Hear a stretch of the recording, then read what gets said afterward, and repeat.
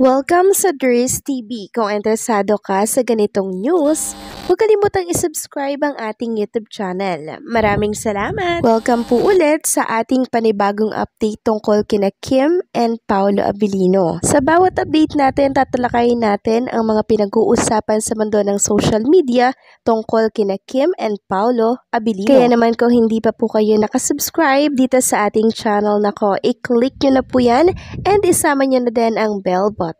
So, ayan, welcome back again sa ating YouTube channel mga kakimpaw, and sa update natin ito, ang pag-uusapan natin ay tungkol sa mga importanteng ganap kina Kim and syempre kay Paolo Abilino. Pero bago po ang lahat, narito muna ang mga napili nating komento patungkol yan sa naging previous update natin.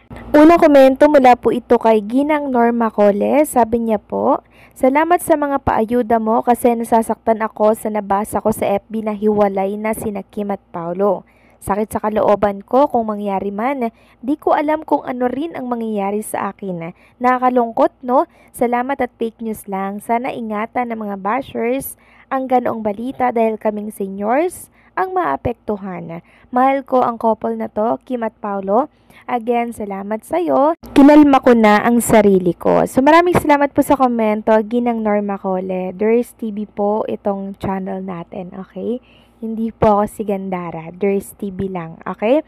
So, maraming salamat sa komento po, Ginang Norma Cole.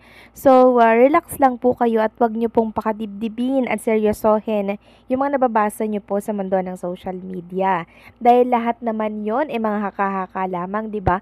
Kaya nga po lagi nating nililinaw yon dito po sa mga update natin ng sa ganon ay hindi po kayo masyadong mag-alala sa mga nababasa ninyo. Binabasag na agad natin yan dito pa lang sa update.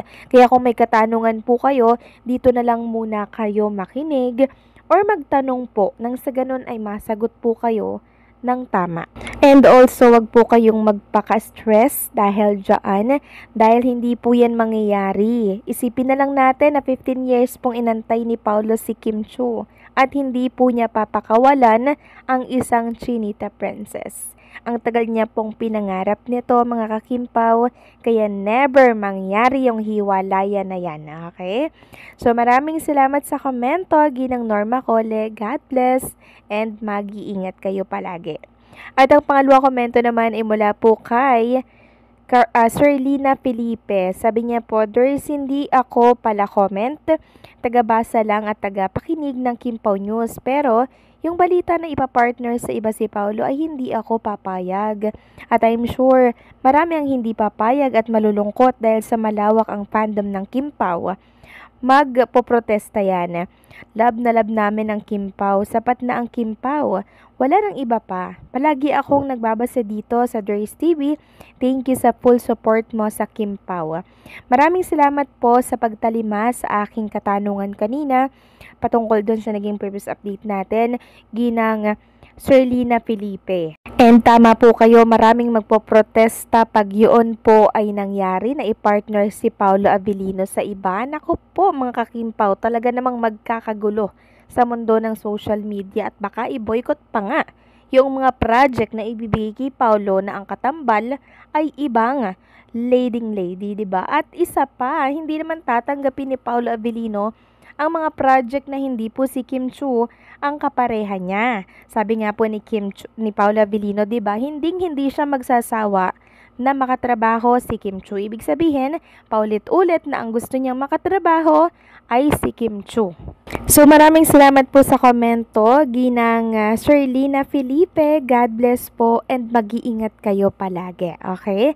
So yun na nga, pag-usapan na po natin ang mga update na nakuha natin dito sa mundo ng social media. At unahin na nga natin itong location ng taping ni Kim and Paolo Abilino. Ngayong araw po yan ng Webes. So still, andirito pa rin sila sa Crimson Resort mga kakimpaw. And eto nga po yung view ng kanilang location shoot. Ang ganda, no? Ang ganda pong pagmasdan. Parang nakaka-relax mga kakimpaw. And nakakawala po ng stress, 'di ba? Very romantic ng place. And alam nyo ba mga kakimpaw na talaga naman pong high budget pala itong The Alibay ni Kim and Paolo Abilino. Mula yan sa post ni Carlos Miguel. Sabi niya, tama talaga ang chika ni Alt Inday Badiday sa akin noon na bongga ang story at well-budgeted ang new series ng Kim Pao. Kaya confident si Sir Miko na sabihin kay Don Sermino na baka malagpasan pa ng The Alibay ang Linlang. Linlang has a record-breaking 12% ratings on second slot. So kung ganon, matindi po ito mga kakimpaw. Mas malalagpasan pa panigurado etong Linlang na kung saan talaga naman pong kinabaliwan din po ng marami. Kaya kung kinabaliwan nyo noon, mas kababaliwan ang The Alibay ngayong 2026 or 2025. Di ko sure kung kailan ipapalabas kung end of the year ng 2025 or 2026 na. Samantalang pag-usapan naman natin mga kakimpaw, eto pong naging ayuda ng ating mga parents. Dito po yan sa Discord na kung saan pinag-uusapan ngayon sa mundo ng social media. So, pinakalma po ni Kim and Paolo Avellino ang mga fans. Nag-upload sila doon ng picture, mga kakimpaw. Kaya lang, hindi po pwedeng ilabas yon. Pero, ito lang yung masasabi ko. Sapat na yon para kumalma po ang lahat. Pinakalma ni Kim and Paolo ang lahat ng mga fans. So, meaning, naalala pa rin tayo at hindi tayo nakakalimutan ng Kim Pao. Love na love pa rin talaga tayo. Oo, busy sila. Pero, syempre, merong time sila, mga kakimpaw, na maglapag ng ayuda. Next topic naman mga kakimpaw, pag-usapan natin ang tungkol nga dito sa interview ni Kim Chu kay Boy Abunda 2018 pa ata to. Way back 2018 na kung saan si X yan pa po yung kanyang karelasyon doon. And tanong nga po si Kim Chu mga kakimpaw kung nasa isip niya na ba ang pagpapakasal or ng pag-aasawa. Pero alam nyo, ang sagutan po ni Kim Chu, wala pa daw siyang balak mag-asawa at ni minsan hindi pa sumagi sa isip niya ang pagpapakasal. Siguro dahil hindi niya pa po feel mga kakimpaw na siya yung lalaking para sa kanya, na siya yung lalaking kakasamahin sa habang buhay. And look, iniwan po siya. 'Di ba? So tayo kasing mga babae, mga kakimpaw, parang trust your gut, no? Parang pag feel ko na ito na yung lalaking para sa akin. Yun, parang gusto na nating mag-settle, 'di ba?